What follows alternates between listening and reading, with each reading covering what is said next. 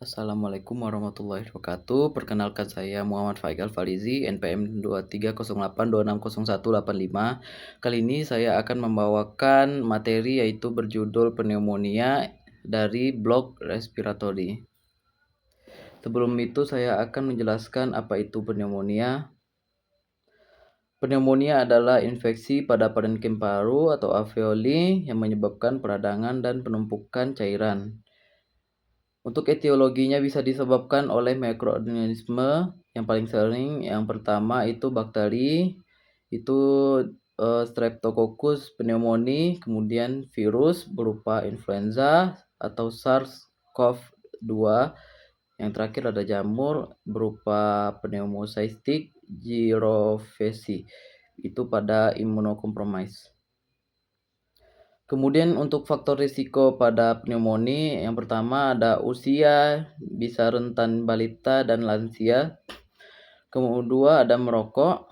Ketiga ada penyakit kronis berupa DM, PPOK maupun asma.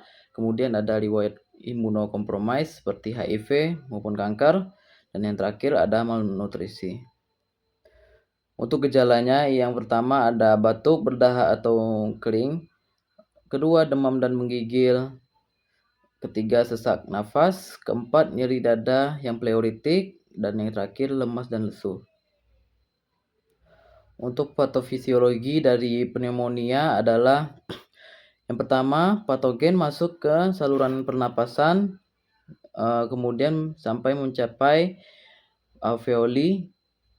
Kemudian dia menghindari sistem pertahanan paru yang begitu mudah, dan kemudian memicu respon imun yang terganggu. Kemudian neutrofil dan makrofagnya datang dan mengakibatkan terjadinya peradangan lokal. Kemudian cairan dan sel radang mengisi alveoli, mengakibatkan pertukaran gas terganggu, dan akhirnya munculnya gejala seperti sesak napas, demam, maupun batuk. Untuk pemeriksaan fisik daripada pneumonia, yang pertama, pada tanda-tanda vital itu dijumpai suara napasnya menurun. Kemudian pada head to toe itu saat auskustasi toraks itu dijumpai suara rongki basah untuk pernapasannya. Kemudian pada palpasi primitus taktil itu meningkat, dan terdapat juga egofoni yang positif. Kemudian untuk pemeriksaan penunjang, yang pertama itu fototoraks atau ronsen dada, dijumpainya konsolidasi paru. Kemudian darah lengkap itu salah satu dari darah lengkap tersebut ada yang meningkat yaitu leukosit, itu bisa dibilang leukositosis. Kemudian ada sputum kultur maupun pewarnaan gram, itu biasanya salah satunya positif. Kemudian ada pulse oximetris, itu untuk menilai saturasi oksigen. Dan yang terakhir adalah CRP atau prolaksitonin untuk menilai tanda infeksi yang sistemik. Kemudian untuk tata laksana farmakologi, yaitu bisa kita berikan antibiotik sesuai dengan etiologinya empiris atau spesifik. Bisa kita contohkan untuk obatnya amoxicillin, azitromisin, maupun ceftriaxone. Kemudian kita berikan juga antivirus atau anti jamur jika sesuai dengan penyebab ataupun etiologinya. Dan yang terakhir kita berikan antipiretik atau mukotik.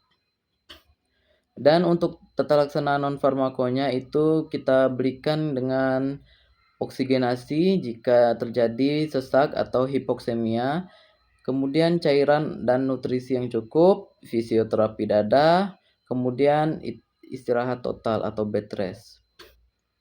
Kemudian komplikasi daripada pneumonia, yang pertama ada efusi pleura, abses paru, kemudian ada sepsis, kemudian juga ada gagal napas yang akut, dan yang terakhir ada acute respiratory distress syndrome atau bisa disingkat dengan ARDS. Baik, untuk, prognosisnya mungkin itu sangat baik. Kalau jika ringan itu mungkin, kalau beratnya itu bisa fatal, itu tergantung usia maupun komorbidnya.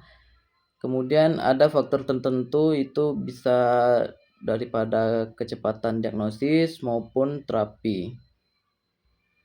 Baik, mungkin itu saja yang bisa saya sampaikan dari materi tentang pneumonia. Berikut adalah referensi yang saya gunakan.